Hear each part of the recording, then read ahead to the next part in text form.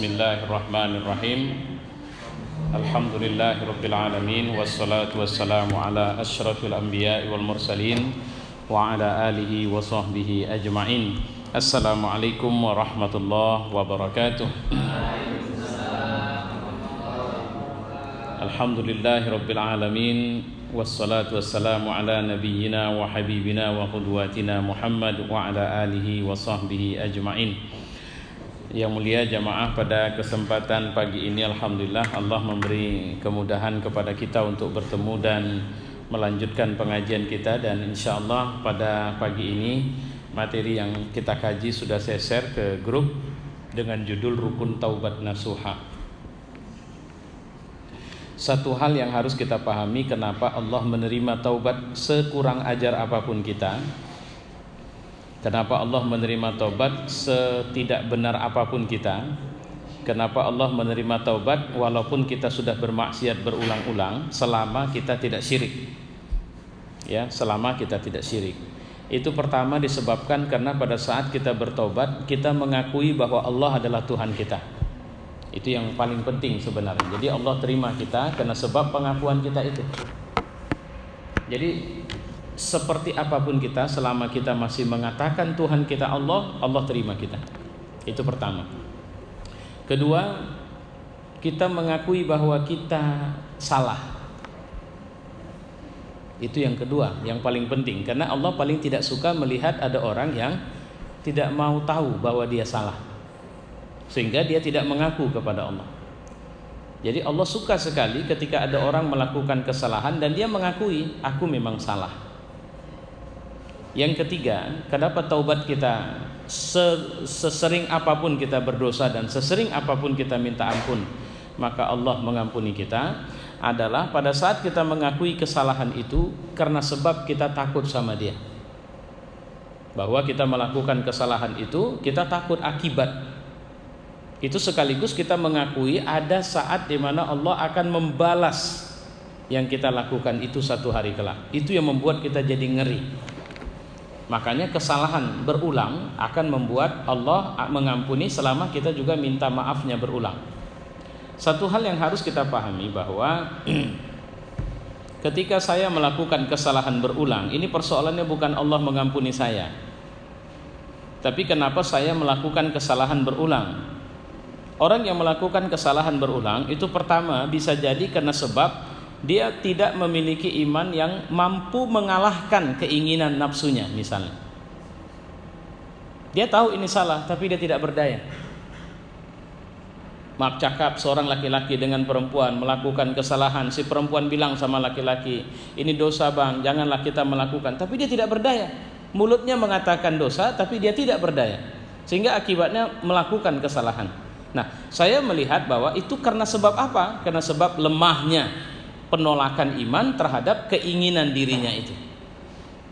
Nah, yang begini ini, itulah yang saya bilang tadi, kalau kelasnya masih begini, nah ini yang harus dia diagnosa, dia perbaiki, dia perhatikan bahwa bisa jadi faktor lemah iman ini ada banyak sebab. Pertama, dia masih bersahabat dengan hal-hal yang membuat nafsunya jauh lebih kuat dari keinginannya untuk bertaubat. Apa contohnya? Di mana kemarin saya lihat berita itu seorang laki-laki yang mencoba memperkosa seorang anak-anak. Ketika ditanya apa jawabnya, dia nonton film porno. Atau seorang yang tidak tahan sehingga dia mencoba melakukan pelecehan kepada seorang perempuan yang sedang nunggu angkot di pinggir jalan. Nah, itu ada satu berita juga di TV saya lihat. Jadi dia begitu jalan, datangi, kemudian melakukan pelecehan secara tiba-tiba begitu saja di tengah keramaian itu kepada perempuan itu, dan perempuan itu menjerit. Ketika ditangkap dia ditanya bahwa saya banyak nonton film porno. Jadi itu yang saya bilang, dia sebenarnya tidak mau, tapi karena desakan nafsunya sangat kuat membuat dia jadi tidak rasional. Dia menganggap, mohon maaf, semua perempuan sama seperti film yang dia tonton itu. Mau aja, nah gitu. Padahal tidak demikian.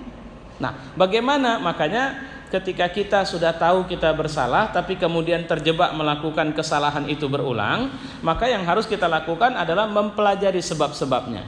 Sering sebab pertama adalah tidak kuatnya iman melawan nafsu. Maka nafsunya apa? Ada orang nafsu makan, ada orang nafsu pingin pokoknya ngambil duit.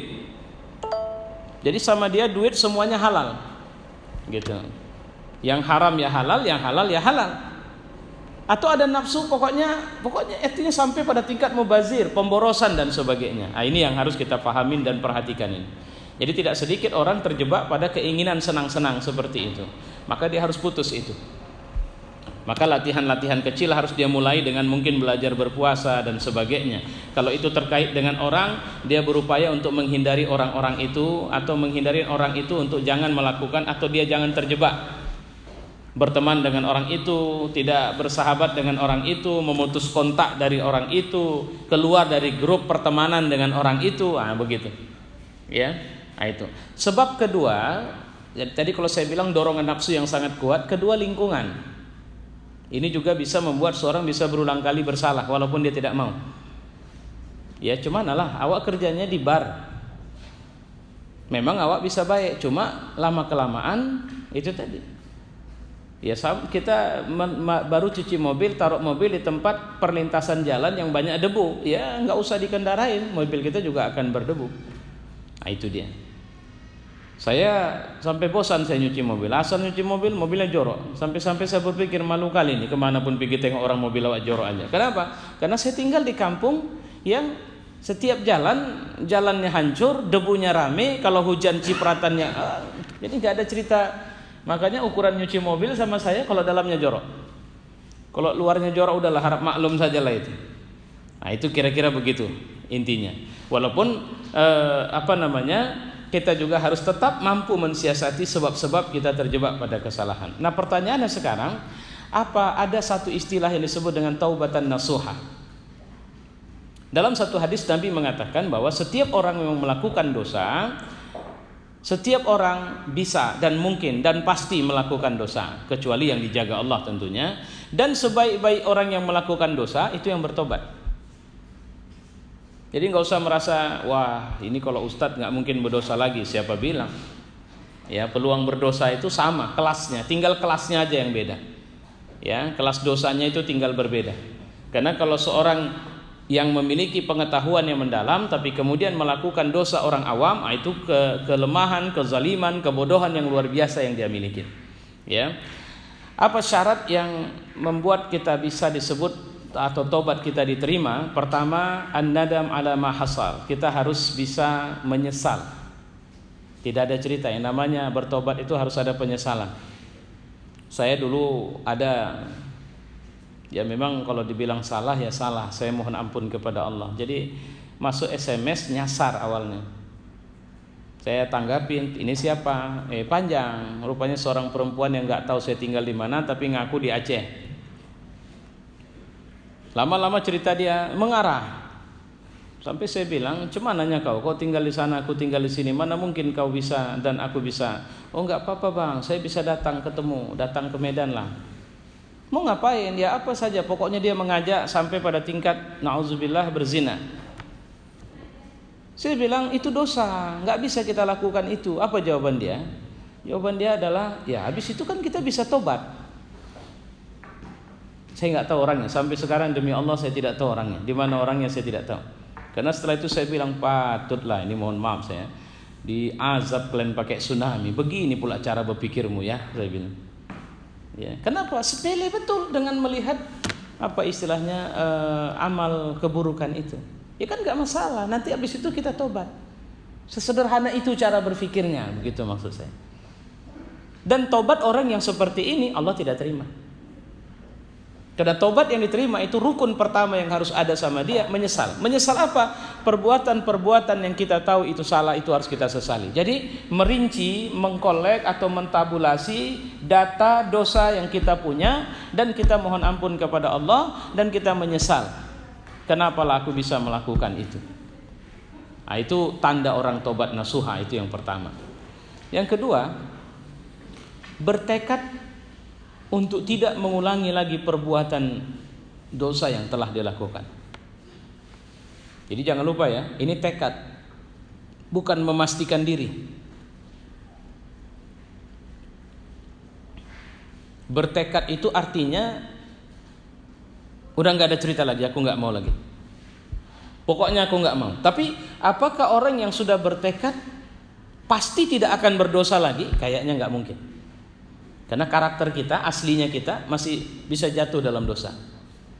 Tapi tekad ini akan meminimalisir semua peluang yang membuat kita berdosa. Itu yang harus kita garis bawahin itu, ya. Jadi tekad itu azam, tekad itu niat. Kalau sudah ada tekad, apapun resiko aku tinggalkan ini, aku nggak mau lagi, ini nggak ada cerita lain. Tapi jangan lupa, bagi pemula biasanya dia akan sangat sulit meninggalkan sebab-sebabnya itu. Kenapa? Karena dosa itu manis. Apalagi mohon maaf dosa syahwat yang sifatnya datang dari nafsu, itu semuanya manis itu kalau dari nafsu.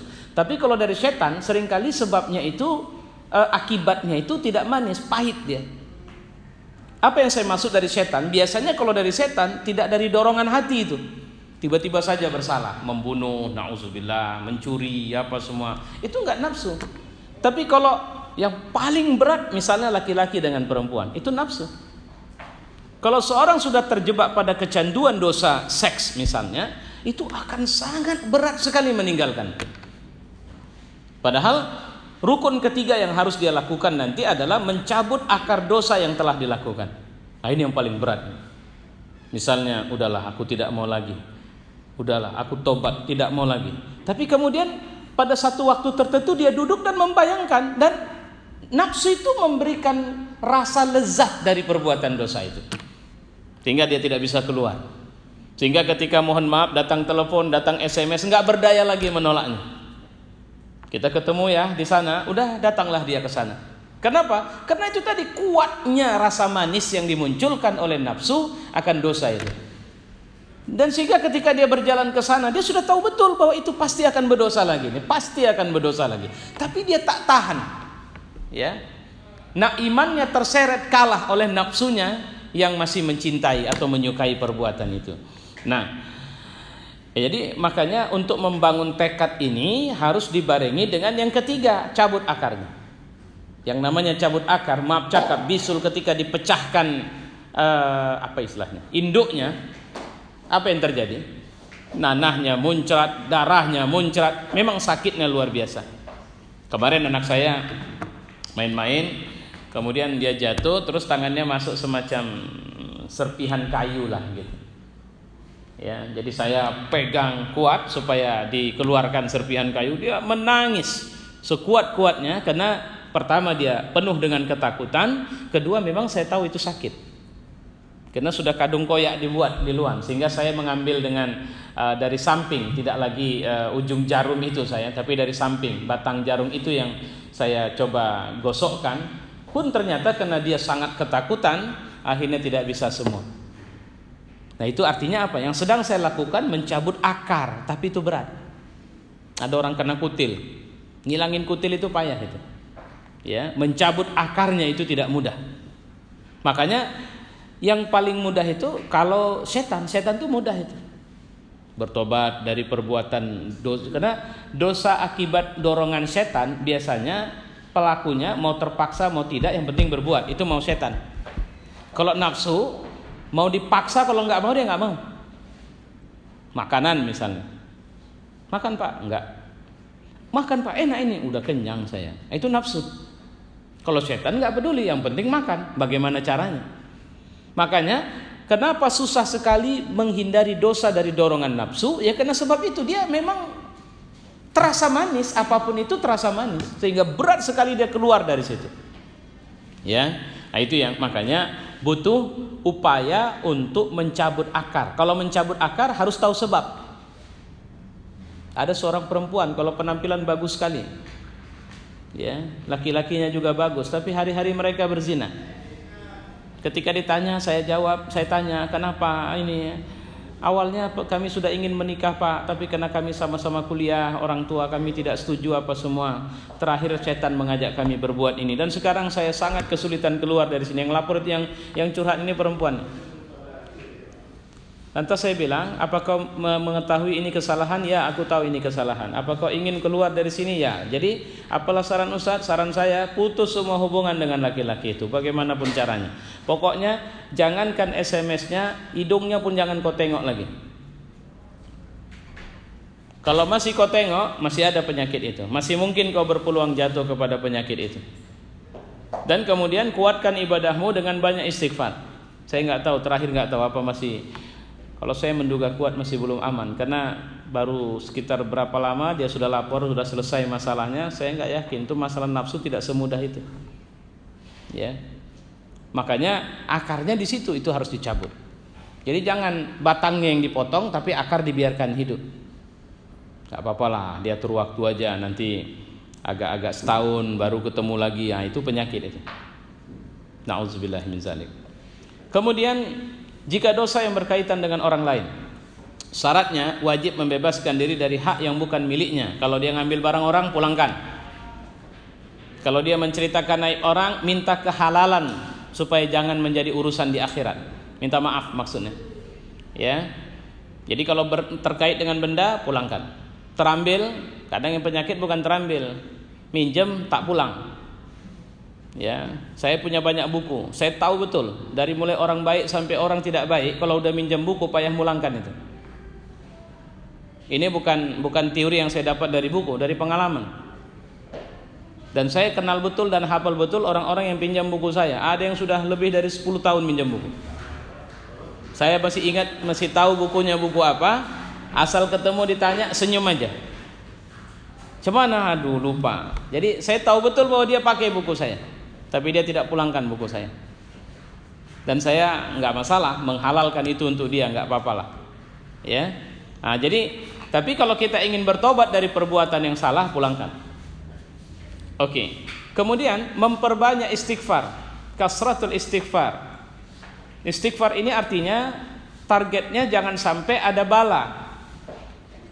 Jadi kalau ada satu perbuatan yang kita lakukan, jangan sampai ibarat luka, jangan benanah ini luka. Nah, itu istighfar, itu tujuannya untuk itu. Jangan meradang, jangan bengkak. Ya. Sehingga dengan istighfar ini lukanya akan lebih mudah disembuhkan. Tapi tanpa istighfar kita akan kesulitan bisa menyembuhkan dosa, karena dosa itu bisa meradang, bahkan busuk. Hati-hati, dia tidak koyak tapi bengkak. Sama aja, sakit. Dan yang lebih sakit lagi kalau bengkak itu sudah mengeluarkan nanah. Di dalam itu sebenarnya sudah ada gumpalan nanah. Mau tak mau harus dikoyak juga. Sama kayak orang, saya punya famili kakinya kena gula, luka. 1-2 kali dia bersih, namanya juga penyakit ada dalam, ujungnya meradang, mengeluarkan nanah terus, bau luar biasa. Resikonya apa? Solusi terakhir, potong. Setelah dipotong, baru kan kalau potong tinggal luka. Sumber yang benanah udah dibuang, tapi cacatlah dia. Nah, jadi istighfar itu tujuannya itu. Jadi apapun dosa, setiap melakukan langsung minta ampun sama Allah. Pak Ustadz, kalau saya melakukan memang dengan kenikmatan, saya memang mau, saya memang suka, istighfar. Mudah-mudahan istighfar itu akan membantumu akhirnya tidak merasakan atau tidak melihat dosa itu manis. Begitu. Baik, yang terakhir, mengikutkan atau jadi begini maksudnya, cuman saya bilangnya ya. Terus mengganti atau memperbanyak perbuatan baik dengan tujuan menghapus dosa kita. Jadi kalau kita banyak berdosa, cepat langsung banyak sholat, banyak baca Quran, banyak sedekah, banyak melakukan kebaikan-kebaikan. Tujuannya apa? Supaya cepat menghapus dosa itu. Karena bahasa Nabi, ittaqillaha haitsuma kunta wa atbi'is sayyi'atil hasanata tamhuha. Iringilah kejahatan dengan kebaikan dengan tujuan tamhuha. Tamhuha itu untuk menghapusnya. Jadi dengan begitu, tapi jangan setelah terhapus terus merasa aman pula lagi. Nah, itu tanda belum bertobat itu. Udah aman, tak ada lagi masalah. Oke, bisa buat lagi. Nah, itu penyakit. Atau merasa aman ketika tidak ketahuan orang. Merasa aman ketika tidak tertangkap. Aman ini, kalau orang-orang di dunia birokrasi begitu itu biasanya. Kalau ada uang masuk, uang ini, amannya ini, nggak ada masalah ini kan? Nggak ada. Dia kira masalah itu cuma dunia, akhirat. Nah, itu yang kita harus hati-hati. Nah, ini beberapa catatan tentang rukun istighfar yang bisa kita perhatikan. Semoga rukun taubat nasuha maksud saya yang bisa kita perhatikan. Semoga insyaallah kita akan mendapat kebaikan, dan jangan lupa untuk terus menerus merasakan atau menghidupkan akhlak bertaubat dalam diri kita. Wassalamualaikum warahmatullahi wabarakatuh.